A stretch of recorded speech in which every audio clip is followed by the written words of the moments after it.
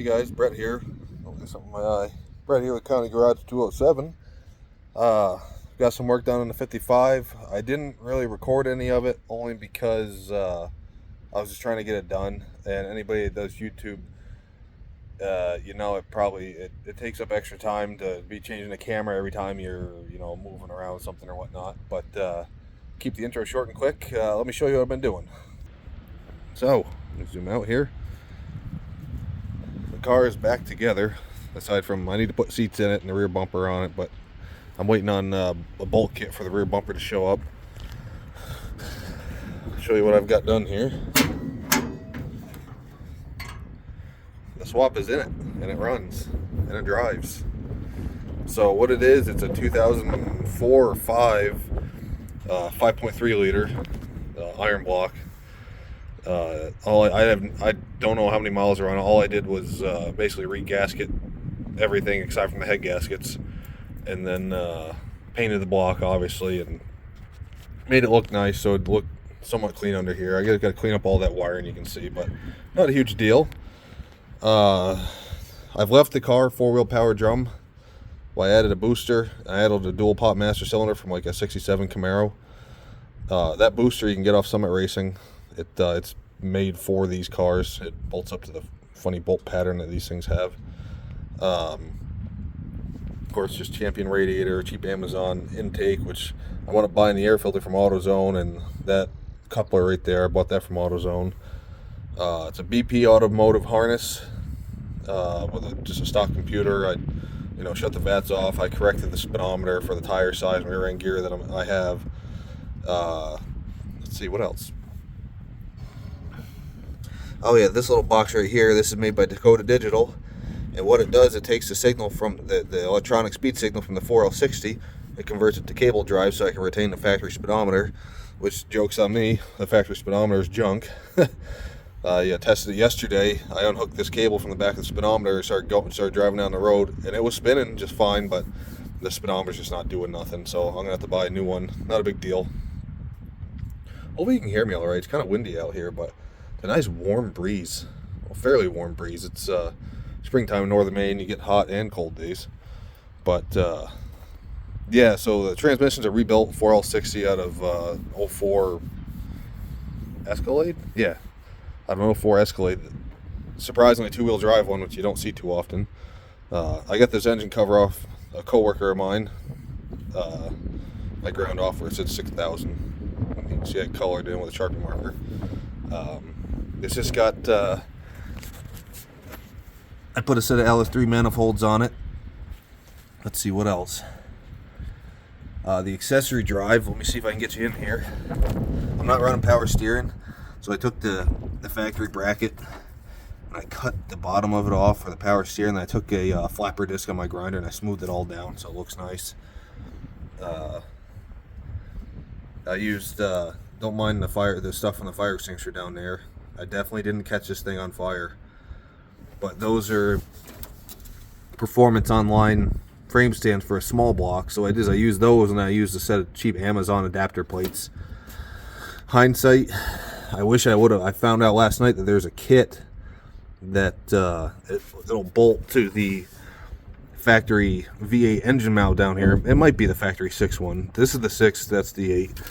So hindsight, I would have used that, but now looking at it, I don't think I would have been able to notch my cross member. And the way I notched my cross member is, did I really need to? Maybe not. But now if I need to take the oil pan off of this, I can do so without having to lift the engine up. So that's nice. I shimmed the oil pump in this, but I'm still only around like 40 to 45 pounds of oil pressure when I'm, it's hot going down the road. So the cam bearings must be pretty well cooked. But that's alright. I've got another block in the garage that I'm probably going to have rebuilt there this summer. But I was thinking maybe I could try to run some thicker oil in this to see if that will bump the pressure up a little bit. But we'll see. I'm not too concerned about it. It does have oil pressure, and you only need, what, 10 pounds per 1,000 RPM or something like that. So, I don't know, when you sit there and you actually rev it up, it goes up to like, if you're in park, you rev it up, it goes up to like 80 pounds, but it's just not holding pressure while you're going down the road. So something's up with it. You see the battery, I wasn't thinking. I gotta flip the battery around. The positive is way too close to this when the hood closes, and it's also too close to the firewall because that battery slides back. You're gonna cause a fire. We don't want that. So I gotta flip the battery around. I had to get a different negative cable that was longer so it can reach over to here. But all easy stuff. Yeah, so I got to also, the heater core, turns out that the 6-cylinder that was in this must not had much coolant pressure, because as soon as we got this running, got up the temperature, the heater core decided to burst and started pissing coolant everywhere. So that's that.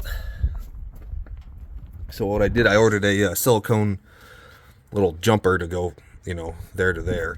So I'll have to drain the coolant down, and I should have just looped the lines, so it would have been easier, but hindsight's 20/20. So I'll close that. I gotta slam it. I gotta have it. See if I can find someone to help me adjust it. Adjustment on this thing sucks. Well, here I'll do a quick walk around of the car. It looks pretty slick. Nope. I purposely ordered these hubcaps because these are actually the original wheels for the car, the steel wheels. I had them sandblasted and I painted them, and then I got those hubcaps from Classic Industries. There's really no interior in it right now. I gotta fix that rear seat, and then the upper part of the rear seat is actually, I don't know what it's from, but I had it in my garage and it seems to fit. So then these seats are going to a buddy of mine, and then I have a set of Jegs Racing bucket seats upstairs that I'm gonna put in. It's all there. My tools are all still in here. Glove box still open. I still have to finish up tucking up some wiring. I put the computer, I ripped out the stock speaker behind this, and I put the computer back there. If you're wondering how to get in there, what you do is you push in on the clock, and I think you don't actually have to remove the clock to get that out of there. But I tell you what, it's a bear with the speaker in there, because that 55 speaker, it's huge. You push the clock in, you rotate it either clockwise or counterclockwise, and it will pop out. And then there's 2 studs with 3/8 nuts on them that are about where my fingers are, on the opposite side, and then you got the 2 screws up top there. And of course I took the speaker out, which the speaker actually had the screw holes for those top screws. Of course that's not there anymore, so what I did is I welded the holes up, pushed this speaker face back in, I guess you call it, and I marked the holes where they were, and I drilled them out and just put the screws back in them. So you can't see the PCM. All this wiring is going to be hidden when I'm done. Let me give you, walking around, this thing looks pretty sweet. Even though it's a 4-door, it's starting to grow on me quite a bit.